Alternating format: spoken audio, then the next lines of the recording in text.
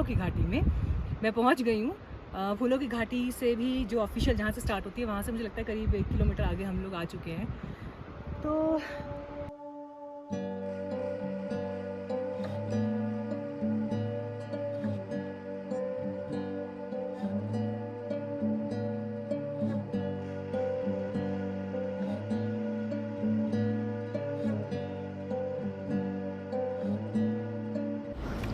इनके हाल बेहाल हो चुके हैं। I am stuck between present and future.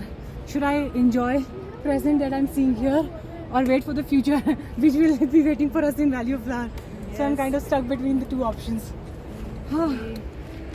But हम होंगे कामयाब। Yes.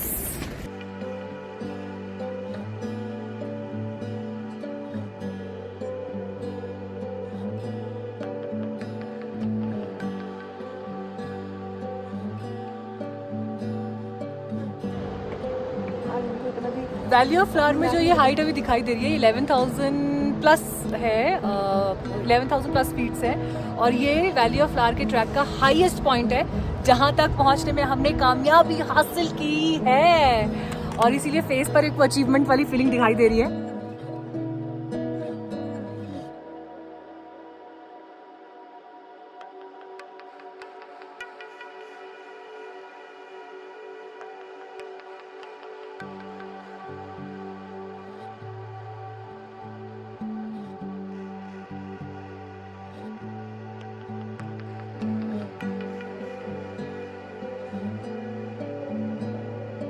आखिरकार उत्तराखंड के वंडर्स और करिश्मे में से एक नैसर्गिक सुंदरता की धनी वैली ऑफ फ्लावर्स फूलों की घाटी में मैं पहुंच गई हूँ। फूलों की घाटी से भी जो ऑफिशियल जहाँ से स्टार्ट होती है वहाँ से मुझे लगता है करीब 1 किलोमीटर आगे हम लोग आ चुके हैं।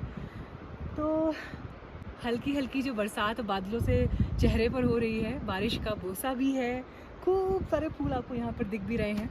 1931 में देखिए फूलों की घाटी की खोज हुई और हमसे पहले न जाने 1931 से 2023 के बीच कितने लोग यहाँ आए, कितने गए।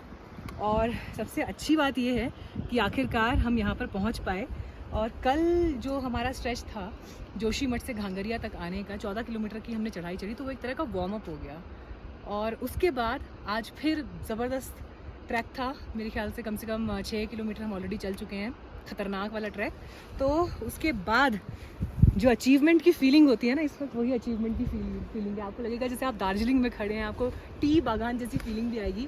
लेकिन हमारे गाइड ने हमें बताया कि वैसे 500 प्रजाति के फूल यहाँ पर मिलते हैं। हालांकि ये व्लॉग नहीं, ऐसा मत सोचिए मैं आपको डूज एंड डोंट्स बताने वाली हूँ। मेरा जो एक्सपीरियंस है, मैंने जो यहाँ के सीखा वो बता रही हूँ। तो हम जिस वक्त में आए हैं उस वक्त पे कुछ फूल खिले हैं। अब हो सकता है अगले हफ्ते जो आएंगे शायद उनको कुछ नए तरह के फूल देखने को मिलें और फिर जो उससे आगे आएंगे उनको कुछ और देखने को मिलेगा। तो जून से लेकर मेरे ख्याल से सितंबर अक्टूबर जब तक यहाँ पर ये ट्रैक चलता है तो ऐसे सब नज़ारे यहाँ पर दिखते हैं। मैंने क्या सीखा, ये सवाल है। मुझे ये लगता है कि ट्रैक पर आना आपको वर्तमान में होना सिखाता है, ये आपको पेशेंस सिखाता है, ये आपको ये सिखाता है कि रास्ता कितना भी कठिन क्यों ना हो जीवन का, आगे बढ़ते चलोगे तो रास्ता पार हो ही जाएगा और उसके बाद जो मंजिल आएगी वहाँ पहुँचकर एक उपलब्धि की फीलिंग होगी। ना आप पास्ट में होगे, ना आप फ्यूचर में होंगे, आप प्रेजेंट में होंगे। और प्रेजेंट में अगर आप कुदरत के बीच हैं, वो कुदरत जिससे सुंदर कुछ भी नहीं है, तो ये अनुभव अनमोल है। अब जैसे छोटी सी बात है, ये जो जितने भी फूल इस वक्त यहाँ पर खिले हुए हैं, आप देखिए कि ये निश्चल भाव से हमारे लिए यहाँ पर है।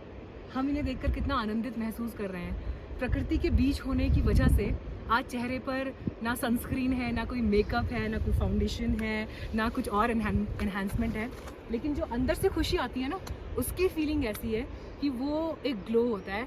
और सबसे बड़ी बात, आप कहीं किसी फ्रेम में खड़े हो जाएं, कहीं से भी पिक्चर क्लिक करा लें। जैसे मैं जितने भी फ्रेम में मैंने आज अपनी तस्वीर क्लिक की है, उन सारे फ्रेम्स में मुझे ये लग रहा है कि हम अच्छे ही लग रहे हैं। हर फ्रेम अच्छा है, ख़राब फ्रेम हो ही नहीं सकता। तो इसलिए आप में से जितने भी लोग अब तक उत्तराखंड में वैली ऑफ फ्लावर नहीं आ पाए हैं, ट्रैक नहीं कर पाए हैं, मैंने अपनी लाइफ का पहला ट्रैक किया, तो कोशिश करिए कि आप आ पाएँ, क्योंकि जितने यंग एज में कर पाएंगे उतना बेहतर होगा। हालांकि हमारे साथ कई ऐसे लोग भी हैं जो 45 प्लस वाले, 50 प्लस वाले एज में भी हैं, तो इसलिए बहुत ज़रूरी है कि आप यहाँ पर पहुँचे, बहुत कुछ सीखने को मिलेगा। और सबसे अच्छी बात है कि प्रकृति के साथ बिताए हुए ये कुछ पल जो हैं ये आपके लिए लाइफ टाइम मेमोरीज़ होंगी। आई डोंट नो मैं नेक्स्ट यहाँ कब आ पाऊँगी, शायद नेक्स्ट टाइम जो आऊँगी तो कुछ नया सीखूँगी, कुछ नया देखूँगी, लेकिन आज के जो अनुभव हैं वो मेरे दिल में एकदम इंटैक्ट है। धीरे धीरे करके लोगों का आना जारी है यहाँ पर। Just see the clouds.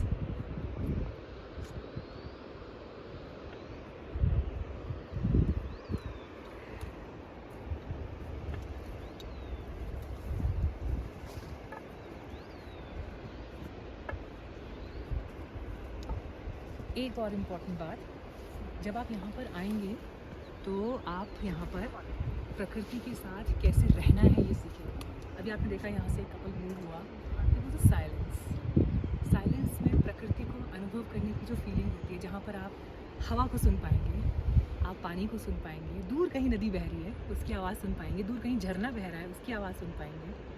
और एक ऐसी आवाज़ जो आपको कहते हैं ना कि आत्मा को परमात्मा से जोड़ती है, प्रकृति मुझे लगता है उसके बीच का एक मीडियम हो सकती है।